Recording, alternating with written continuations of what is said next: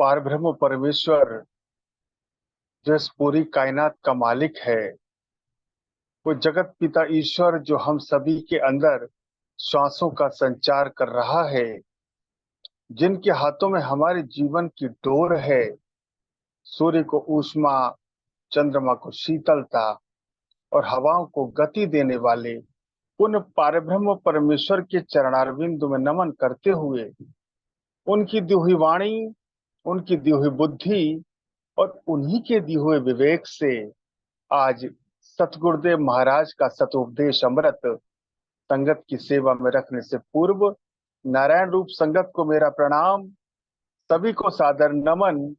आप सभी को ओम ब्रह्म सत्यम। देवी सज्जनों, हम सभी परम सौभाग्यशाली हैं कि पूज्य सतगुरुदेव महात्मा मंगत राम जी का मार्गदर्शन हम सभी को मिल रहा है। उन्होंने जीवन के विभिन्न पहलुओं पर प्रकाश डाला है, हमारा मार्गदर्शन किया है, हमें यह समझाने का प्रयास किया है, हमें यह बताने का प्रयास किया है कि हमें अपनी जिंदगी कैसे बितानी चाहिए, हमारे जीवन का नजरिया क्या होना चाहिए, हमें अपना जीवन इस संसार में किस तरह से व्यतीत करना चाहिए।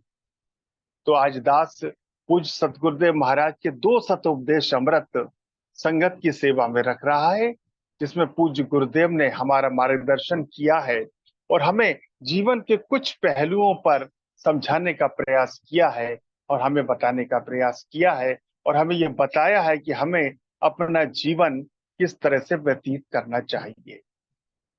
सतोपदेश अमृत 36। जीव जिंदगी में हर समय कुछ ना कुछ करता ही रहता है, इसके अंदर हर वक्त ख्याल उठते रहते हैं, उसको निवृत्त करने के लिए जीव कर्म करता है।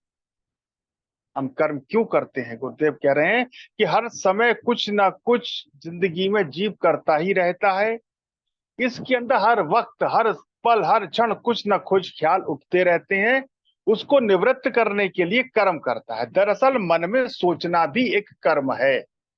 अगर हम कुछ सोच रहे हैं तो वो भी एक कर्म है, स्थूल रूप में करना भी कर्म है। हम सोच रहे हैं वो भी कर्म है और कुछ कर रहे हैं वो भी कर्म है।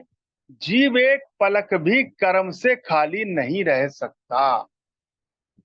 जीव जैसा उसका स्वभाव होता है उसके अनुसार कर्म करता है। जीव का जैसा स्वभाव है उसके अनुसार वो कर्म करता है।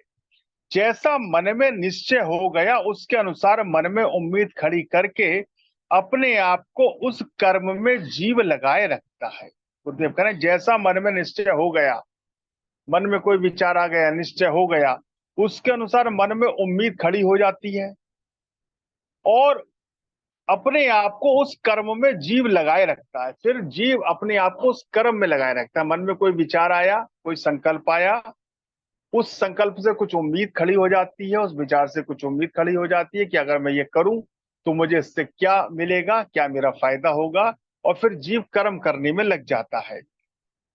आशा मंशा को पूर्ण करने के वास्ते हर तरह के यत्न करता रहता है। अपनी आशाओं को पूर्ण करने के लिए, अपनी मंशाओं को पूर्ण करने के लिए जीव कर्म करता रहता है। बड़े चाव से कर्म करता है मगर कर्म के नतीजे का पता नहीं होता। कर्म तो वो कर रहा है इस उम्मीद से कि इस कर्म का फल मुझे मेरी इच्छा के अनुरूप मिलेगा, जैसा मैं चाह रहा हूं वैसा मिलेगा, लेकिन उसका नतीजा क्या होगा, उसका परिणाम क्या होगा, वास्तव में ये उसे पता नहीं होता। इस शरीर में तीन तरीके के भाव उदय होते रहते हैं। जब करें शरीर में, जीव के शरीर में तीन तरह के भाव उदय होते हैं।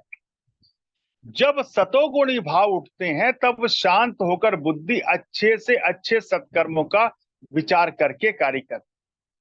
जब मन में सतोगुणी भाव उत्पन्न होते हैं, जब सतोगुणी भावना मन में उत्पन्न होती है, तब शांत होकर बुद्धि अच्छे से अच्छे सत्कर्मों को करने का विचार करती है और सत्कर्मों को करती है। जब मन में सतोगुणी विचार उठते हैं, जब रजोगुण अवस्था अंदर होती है तब बुद्धि मन चंचल हो जाती है। जब हमारे अंदर रजोगुणी विचार उठते हैं तब हमारा मन और हमारी बुद्धि चंचल हो जाते हैं। बुद्धि मन सांसारिक सुखों भोगों के वास्ते चेष्टा लिए हुए कर्म करती है। जब रजोगुण अवस्था अंदर होती है तब हमारी बुद्धि और हमारा मन अधिक चंचल हो जाता है। बुद्धि और हमारा मन संसारिक सुखों भोगों के वास्ते, कि संसार से मुझे सुख मिले, संसार की मुझे भोग प्राप्त हो के वास्ते चेष्टा करते हो, कर्म करते हैं। जब तमोगुण अंदर प्रवेश करते हैं, गुरुदेव कहें जब तमोगुण अंदर प्रवेश करते हैं तब मन बुद्धि डामाडोल होकर कुलक्षण कर्म करते हैं। अद्भुत इस माया का खेल है। गुरुदेव करें इस माया का खेल अद्भुत है। जीव के मन में सदैव विचार उठते रहते हैं, उनके अनुसार वो कर्म करता रहता है। उसके मन में जैसे विचार आए उसके अनुसार वो मन में अपनी एक मन में ये बना लेता है कि जब मैं ये कर्म करूंगा तो मुझे इससे क्या लाभ होगा, संसार के कौन से सुख प्राप्त होंगे, फिर वो कर्म करने में लग जाता है। जब सतोगुणी विचार मन में उठते हैं तब बुद्धि और मन शांत होकर अच्छे कर्मों में सत्कर्मों में लग जाती है। जब रजोगुणा अवस्था होती है, जब रजोगुणी विचार होती है तब बुद्धि मन चंचल हो जाते हैं।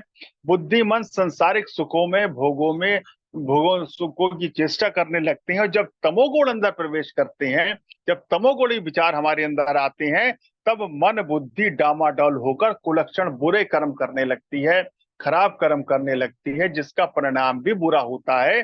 अद्भुत है इस माया का खेल। गुरुदेव करें इस माया का खेल अद्भुत है।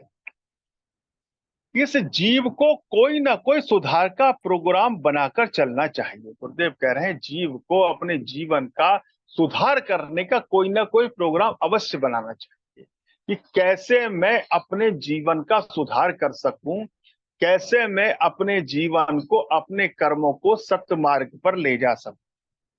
जब तक कोई अपना गोल नहीं बनाता तब तक चंचल और बेचैन रहता है। जब तक कोई अपना लक्ष्य, कोई उद्देश्य नहीं बनाता तब तक वो बेचैन रहता है, चंचल रहता है।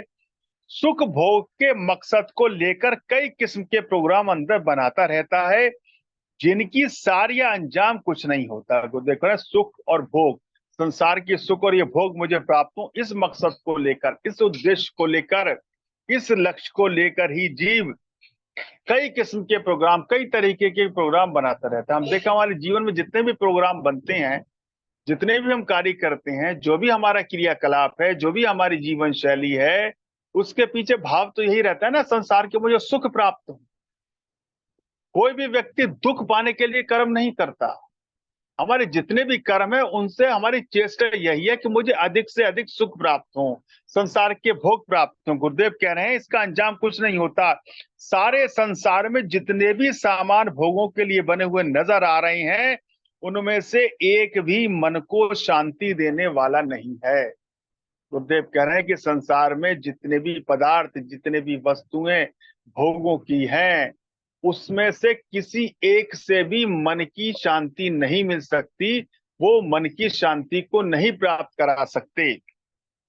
जिन विचारों से मन को ठंडक, चैन या राहत मिल सकती है, उसकी तरफ जाने की कोशिश ही नहीं करता। गुरुदेव कह रहे हैं जीव क्या है, जिन वस्तुओं से, जिन काम से ठंडक या चैन मिल सकता है, मन को शांति मिल सकती है, उस तरफ जीव जाने की कोशिश ही नहीं करता। वो तो संसारिक भोगों में, संसारिक पदार्थों में, संसारिक वस्तुओं में सुख खोजता है। गुरुदेव कह रहे हैं जहां से सुख मिल सकता है, जहां से शांति मिल सकती है, उस ओर तो जीव जाने की चेष्टा ही नहीं करता, प्रयास ही नहीं करता। नास्तिकवाद अधिक प्रचंड हो रहा है, इसलिए जो है संसार में नास्तिकवाद अधिक प्रचंड हो रहा है। इस वजह से दिन व दिन सारे संसार में अधिक अशांति के असबाब पैदा हो रहे हैं। नास्तिकवाद ज्यादा पैदा होता जा रहा है, इसलिए संसार में अशांति अधिक बढ़ती जा रही है, अशांति के भाव पैदा हो रहे हैं। अभी क्या है, गुरुदेव कह रहे हैं अभी क्या है, और आगे चलकर देखना आम संसारी जीव कैसे तमोगुण के जेरे असर खोटे से खोटे कर्म करके अपने घातक आप ही बन सकते हैं। जब तक अंतःकरण को पवित्र करने वाले कर्म नहीं किए जाएंगे तब तक जीव सुखी नहीं हो सकता। कर्म कैसे हो, जिससे अंतःकरण शुद्ध हो। हमारा बाह्यकरण तो शुद्ध करने का प्रयास करते हैं, लेकिन अंतःकरण शुद्ध हो रहा है नहीं हो रहा है, इस ओर तो हमारा ध्यान ही नहीं है। गुरुदेव कह रहे जब तक ऐसे कर्म न किए जाएं जिससे अंतःकरण शुद्ध हो, तब तक शांति नहीं मिल सकती। जब तक अंतःपत्र करने वाले कर्म नहीं किए जाएंगे तब तक जीव सुखी नहीं हो सकते। अपवित्र कर्म कभी शांति नहीं दे सकते। जो अपवित्र कर्म है उनसे कभी भी शांति, कभी भी सुख, कभी भी चैन नहीं मिल सकता। वो दुख के सागर में डालने वाले होंगे। इस वास्ते इस भयानक काल में ईश्वर विश्वास खत्म हो रहा है। गुरुदेव करें जो भयानक काल जो चल रहा है, ये जो कलिकाल है, जो काल का चक्र है, कलयुग का जो प्रभाव है, उसमें ईश्वर का विश्वास खत्म होता जा रहा है। हमारा विश्वास अपने आप पर, अपने पुरुषार्थ पर, अपने कर्मों पर, अपने इष्ट मित्रों पर, अपने नाते रिश्तेदारों पर, अपने सामाजिक सर्किल पर तो ज्यादा हो रहा है, लेकिन ईश्वर का विश्वास धीरे धीरे धीरे खत्म होता जा रहा है, समाप्त होता जा रहा है। ईर्ष्या, द्वेष, छल, कपट, झूठ, पाखंडवाद में जीव दृढ़ हो रहे हैं। देखिए, ईर्ष्या हमारे अंदर बढ़ते जा रही है, द्वेष बढ़ता जा रहा है, छल कपट बढ़ता जा रहा है, झूठ बढ़ता जा रहा है, पाखंडवाद बढ़ता जा रहा है, काम, क्रोध, लोभ, मोह, अहंकार, हमारे अंदर ये विकार बढ़ते जा रहे हैं। दम, कपट, मद और मान हमारे अंदर प्रबल हो रहे हैं। हमारे अंदर ममता बढ़ रही है, हमारे अंदर अभिमान बढ़ रहा है। ये सारे गुण हमारे अंदर बढ़ते जा रहे हैं। जब तक जीव सत्यवादी नहीं होते तब तक समता भाव की प्राप्ति नहीं हो सकती। जब तक जीव सत्यवादी नहीं होगा, सत्य को जीवन में नहीं अपनाएगा, सत्य मार्ग पर नहीं चलेगा, तब तक समता भाव की प्राप्ति नहीं हो सकती। जीवन के दर्शन करने वाले सत्य नियम, सादगी, सत्य, सेवा, सत्संग और सत्य सिमरण को अपनाकर ही अपने आप को सही रक्षा करने वाले हो सकते हैं। गुरुदेव कह रहे जीवन के दर्शन करने वाले सत्य नियम। सत्य नियम जब तक ये जो गुरुदेव ने बताए हैं कि सादगी, सत्य, सेवा, सत्संग, सत्य सिमरण, वो जब तक हम अपने जीवन में नहीं अपनाएंगे, हम अपनी सही रक्षा नहीं कर सकते। ये नियम ही तमाम दोषों से निर्दोष करने वाले हैं। निर्भय शांति की प्राप्ति इस जीवन की सार है। इस जीवन की सार क्या है कि निर्भय शांति प्राप्त। और हमने अपने जीवन का सार क्या बना रखा है ये हम सभी जानते हैं। क्या हमारा प्रयास, क्या हमारी कोशिश निर्भय शांति को प्राप्त करने के लिए है? वास्तविकता तो यही है कि हमारे जितने भी कर्म हैं, हम जो कुछ भी कर रहे हैं, हमारी जो भी जीवन शैली है, हमारे जो भी दिनचर्या है, हमारे जो भी कर्म है, उससे हमें कम से कम निर्भय शांति तो प्राप्त नहीं हो रही। हमारे मन की शांति तो प्राप्त नहीं हो रही। गुरुदेव कह रहे हैं ये नियम ही तमाम दोषों से निर्दोष करने वाले हैं। निर्भय शांति की प्राप्ति ही इस जीवन का सार है। प्रेमियों, असली जीवन बनाने में यत्न प्रयत्न जारी रखना ही सत्पुरुषार्थ है। एक पुरुषार्थ तो बंधन में डालने वाला है। गुरुदेव कह रहे हैं एक पुरुषार्थ जो कर्म है वो तो बंधन में डालने वाला है, सत पुरुषार्थ निर्बंधन करने वाला है। तो सत पुरुषार्थ है वो बंधनों से मुक्त करने वाला है, निर्बंधन करने वाला है। जब तक जीव शरीर को धारण करके विचरता है तब तक प्रारब्ध कर्म अनुसार सुख दुख अशांति मोल ले लेता है। गुरुदेव का जब तक जीव शरीर को धारण करके विचरता है, जब तक जीव को ये शरीर मिला है, इस संसार में वो रह रहा है, तब तक प्रारब्ध कर्म के अनुसार जो हमारा प्रारब्ध है, जो हम पूर्व में करके आए हैं, जो कर्म हमने किए, उसके अनुसार सुख दुख अशांति मोल ले लेता है। सत्यवादी होकर ही नास्तिकपन से छुटकारा हासिल कर सकता है और समता, आनंद, परम शांति को प्राप्त कर सकता है। ईश्वर सत्य यत्न में दृढ़ता बख्शे ताकि सफल जीवन करके संसार में चले। देखिए, गुरुदेव के सतोपदेश अमृत में जो हमें उन्होंने मार्ग दिखाया, जो हमारा मार्गदर्शन किया है, उसका सार यही है कि हम वास्तविकता में जो मन की शांति है, जो निर्भय शांति है, उसको प्राप्त करने का प्रयास नहीं कर रहे।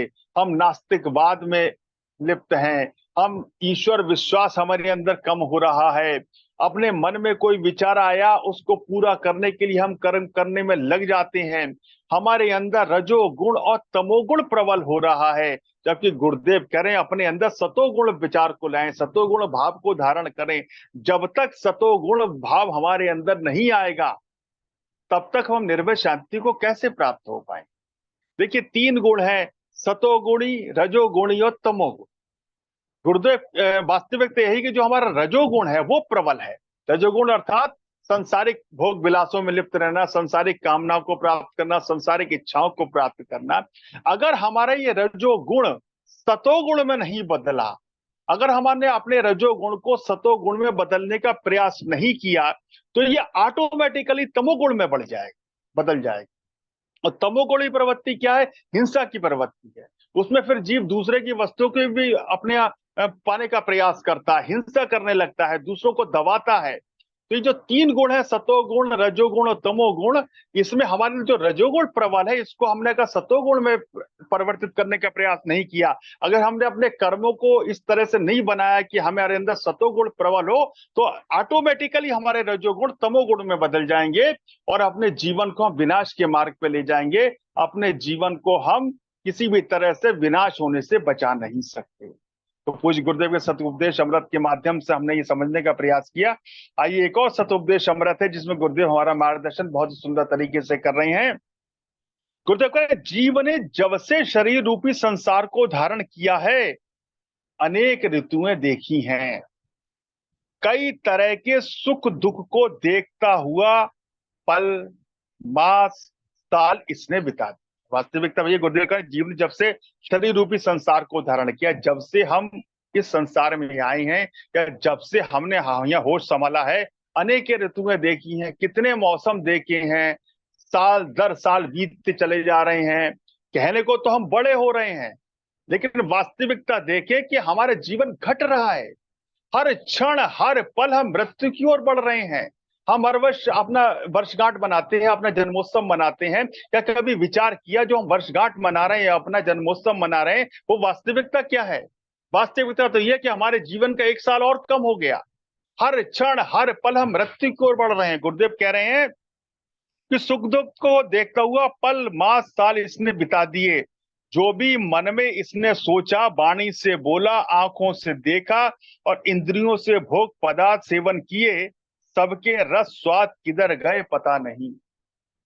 कितनी जगह हम घूमे, कितना हमने तीर्थाटन किया, कितने दृश्य हमने देखे, कितने अच्छे अच्छे हमने भोजन किए, कितने अच्छे अच्छे हमने वस्त्र पहने, कितनी अच्छी अच्छी हमने यात्राएं करी। हम रेलगाड़ी में, हवाई जहाज में, बसों में, अच्छे अच्छे लग्जरी कारों में कितना घूमे, सब कहाँ गया कुछ पता है?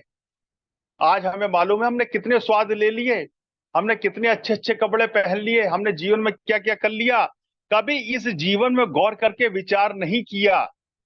जिस तरह नया साल शुरू होता है और व्यापारी जीव सारा हिसाब देखकर नफा व नुकसान देखते हैं, कई तरह, कई बार और कई जन्मों में जो कमाई इस जीव ने की है, क्या इसने कभी विचार किया? गुरुदेव कह रहे हैं, साल शुरू होता है, साल खत्म होता है। व्यापारी अपने व्यापार का लेखा जोखा बनाते हैं कि क्या नफा हुआ, क्या नुकसान हुआ, हर साल बनाते हैं। गुरुदेव कह रहे हैं कई इसने इसी तरह कई बार और कई जन्मों में जो कमाई इस जीव ने की है, हमने पूर्व जन्मों में क्या कमाई की है, हमने क्या कमाया, क्या गमाया, क्या अच्छा किया, क्या बुरा किया, कभी इस पर विचार किया? कभी इसका हिसाब किताब बनाया? कभी इसका लेखा जोखा बनाया? कभी ये सोचने का प्रयास किया किस तरह हमने इससे गुजारा है और कितना नफा व नुकसान इसने किया है? यानी कितने अच्छे कर्म किए हैं, कितने बुरे कर्म किए हैं, ये कभी हमने सोचा? अरे पूर्व जन्मों की तो बात छोड़ दी, इस जन्म में हमने क्या अच्छे कर्म किए हैं, क्या बुरे कर्म किए, क्या कभी इसका विचार किया? कभी इसका हिसाब किताब रखा? कभी इसका लेखा जोखा बनाया? कभी इसकी बैलेंस शीट बनाई? पूर्व जन्म की छोड़ी, इस जन्म का ही हमने नहीं किया, इस जन्म का ही हम हिसाब किताब नहीं रख रहे हैं। जिस भी शरीर को यह धारण करता है, वही अपना परिवार, घर बार, संग साथी इकट्ठे कर लेता है। आखिर चोला जब पुराना हो जाता है तो जीव से छोड़ देता है। देव कह रहे हैं 84 लाख योनियां हैं, उसमें जो भी योनि धारण करी, जीव ने जो भी अपना परिवार संगी साथी इकट्ठे कर लेता है। आखिर चोला जब पुराना हो जाता है तो जीव से छोड़ देता है। शरीर के टूटने का कोई ना कोई बहाना बन जाता है, शरीर के समाप्त होने का कोई ना कोई बहाना बन जाता है। पांच तत्वों का बना हुआ किला किस समय पाकर बदल जाता है। मनुष्य जामे में आकर विचार विवेक द्वारा ये जीव सारे प्रपंच को समझ सकता है। पांच तत्वों का यह चोला किस तरह से बदल जाता है, किस तरह से परिवर्तित हो जाता है। गुरुदेव कह रहे हैं मानुष जन्म में आकर विचार कर सकता है, ये जीव सारे प्रपंच को समझ सकता है। अब देखिए पांच तत्वों का ये शरीर कितना बदल जाता है, इसका अनुभव हम स्वयं भी कर सकते हैं। हमारे बचपन में हमारा क्या स्वरूप था, जब हम 2-3 साल के थे तब हमारा क्या स्वरूप था, जब हम 10-12-15 वर्ष के हुए तब हमारा क्या स्वरूप हो गया, जब हम 25-30-35 वर्ष के हुए तब हमारा क्या स्वरूप हो गया, आज हमारा क्या स्वरूप है। हम कितना परिवर्तन हमारे अपने ही जीवन में हो रहा है। हमारी शक्ल सूरत, हमारा ढील डौल, हमारे शरीर की बनावट कितनी बदलती जा रही है, इसका हम अनुभव कर सकते हैं। गुरुदेव कह रहे मगर इस शरीर को पाकर भी बोले कि मैं सारी उम्र भोगों को इकट्ठा करने और भोगने में गुजार दी तो क्या हासिल किया। गुरुदेव कह रहे हैं ये मनुष्य का जन्म पाने के बाद 84 लाख योनियों में श्रेष्ठ ये मानव का शरीर पाने के बाद भी अगर सारी उम्र भोगों को इकट्ठा करने में, संसारिक सुख भोगने में, भोग विलासिता में हमने अगर गुजार दी तो हमने इस क्या हासिल किया। इस मनुष्य जन्म की उच्चता को, इसकी श्रेष्ठता को हमने क्या हासिल किया। सत बुद्धि जब किसी गुरुमुख के अंदर पैदा होती है वो सत असत का विचार करके श्रद्धा विश्वास से किसी गुरु व पीर की शरण में जाकर शिक्षा लेने की कोशिश करता है। गुरुदेव कह रहे हैं कि सत बुद्धि जब किसी के अंदर, किसी गुरुमुख के अंदर पैदा होती है तब वो सत असत का विचार करके श्रद्धा विश्वास से किसी गुरु पीर की शरण में जाकर शिक्षा लेने की कोशिश करता है। इस वास्ते मनुष्य जन्म को दुर्लभ कहा गया है। क्यों कहा गया मनुष्य जन्म को दुर्लभ? दुर्लभो मानुषो देहा, ये शास्त्रों में आया है। 84 लाख योनि में श्रेष्ठ ये मानव का शरीर है। बड़े भाग्य मानुष तन पावा, गोस्वामी तुलसीदास जी लेते हैं। तो आखिर क्यों कहा गया है? वो इसीलिए कहा गया है कि सत असत का विचार करके श्रद्धा विश्वास से किसी गुरु व पीर की शरण में जाकर शिक्षा लेने की कोशिश करता है। इस वास्ते मनुष्य जन्म को दुर्लभ कहा गया है। इस जन्म में शरीर और आत्मा का विचार ये जीव कर सकता है। 84 लाख योनि में केवल मानव जन्म ही एक ऐसा है जिसमें जीव और आत्मा का विचार कर सकता है। इसी जन्म में ईश्वर की भक्ति कर सकता है। इसी जन्म में अपने जीवन को सुधार सकता है। इसी जन्म में मोक्ष को पाने का प्रयास कर सकता है। जीव को देखने, सुनने, खाने और स्पर्श का ज्ञान जन्म से हो जाता है और हर शरीरधारी को होता है, चाहे इंसान है या हैवान या पंछी, सबको अपनी अपनी प्रकृति के मुताबिक ज्ञान होता है। लेकिन सतबुद्धि मानुष चोले के अलावा किसी शरीर में नहीं हो सकती। बड़ी महत्वपूर्ण बात है। गुरुदेव कह रहे हैं कि जीव को देखने का, सुनने का, स्पर्श का ज्ञान जन्म से ही हो जाता है। कोई भी जीव हो, कोई भी जीव जंतु, कोई भी पशु पक्षी, उसको सुनने का, समझने का, स्पर्श का ज्ञान जन्म से ही हो जाता है। हर शरीर हो जाता है, चाहे इंसान हो या हैवान हो, पंछी हो, पशु हो, कोई भी हो।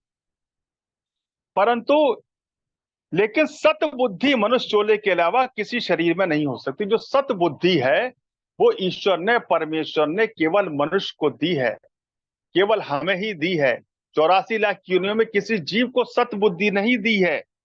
ईश्वर कृपा इस मनुष्य चोले पर ही होती है। ईश्वर की जो कृपा है इस मनुष्य चोले में ही होती है, मनुष्य जीवन में ही मिल सकती है।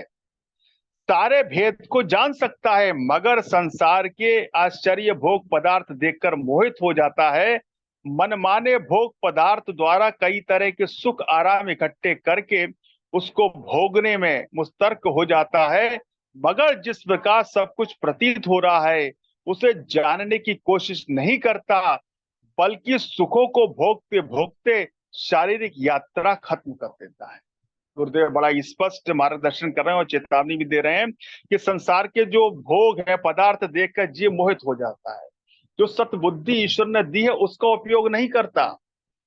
इस बुद्धि से, इस जीवन से, इस शरीर से जो ईश्वर प्राप्ति हो सकती है, ईश्वर प्राप्ति का जो प्रयास हो सकता है, जो ईश्वर की भक्ति हो सकती है, जो मोक्ष की प्राप्ति हो सकती है, उस ओर ध्यान नहीं देता, क्योंकि संसारिक भोगों से मोहित हो जाता है, संसारिक की चकाचौंध से मोहित हो जाता है, बल्कि सुखों को भोगते भोगते शारीरिक यात्रा खत्म कर देता है। संसार के सुख भोगते भोगते एक दिन ऐसा आता है कि हमारा ये जीवन समाप्त हो जाता है, हमारी यात्रा समाप्त हो जाती है, जिसलिए परमात्मा ने हमें ये मनुष्य का शरीर दिया, मनुष्य का चोला दिया, वो कार्य किए बिना ही इस संसार से ये जीव विदा हो जाता है। सार का इसे पता ही नहीं लगता। जिस तरह निराशा और प्यासा संसार में आया था, त्रिखा को लेकर फिर चला जाता है। वो कह रहे हैं सार का इसे पता ही लगता। जिस प्रकार तरह निराशा और प्यासा संसार में आया था, उसी तरह से निराशा और प्यासा इस संसार से विदा हो जाता है, चला जाता है। सतबुद्धि कैसे पैदा हो सकती है जब सारी आयु, गुरुदेव कह सतबुद्धि कैसे पैदा होगी जब सारी आयु झूठ, कपट, छल, प्रेम में गुजार रही है। तो गुरुदेव कह रहे हैं कि जो जो मानव जीवन का जो सार है, मानव जीवन का जो लक्ष्य है, जो मानव जीवन का जो उद्देश्य है, जो सतबुद्धि ईश्वर ने, परमात्मा ने हमें दी है, 84 लाख योनियों में श्रेष्ठ जो मानव का तन दिया है, इसका एकमात्र लक्ष्य शांति को प्राप्त करना है, निर्भय शांति को प्राप्त करना है, मन की शांति को प्राप्त करना है। और इसका एकमात्र लक्ष्य, एकमात्र उद्देश्य जो है, वो संसार को प्राप्त करना नहीं, संसारिक भोगों को प्राप्त करना नहीं है, संसारिक भोग विलासों को प्राप्त करना नहीं है। इसका लक्ष्य, इसका उद्देश्य जो है, वो ईश्वर को प्राप्त करना है, ईश्वर को जानना है, ईश्वर के मार्ग पर चलना है, ईश्वर भक्ति को करना है। तो पूज्य गुरुदेव के इस सतुपदेश अमृत के माध्यम से हम ये समझने का प्रयास किया कि हमारी बुद्धि जो संसार में भटकती रहती है, जो हम अपने वास्तविक लक्ष्य को भूलकर, जिसलिए ईश्वर ने हमें 84 लाख योनि में श्रेष्ठ मानव का तन दिया है, इस मानव जीवन का लक्ष्य, इसका उद्देश्य जो सारे शास्त्रों ने, सारे सत्पुरुषों ने, सारे अध्यात्म ने ईश्वर प्राप्ति बनाया है, उससे हटकर हमने अपने जीवन का लक्ष्य, अपने जीवन का उद्देश्य जो संसार को बना लिया है, सांसारिक भोगों को बना लिया है, सांसारिक सुखों की प्राप्ति को बना लिया है।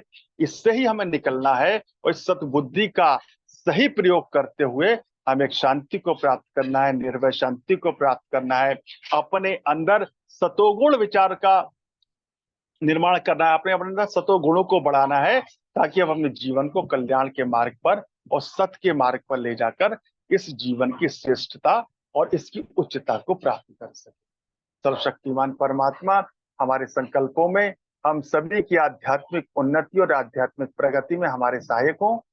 इसी मंगल कामना के साथ मैं अपनी वाणी को विराम देता हूँ। ओम ब्रह्म सत्यम सर्वदा।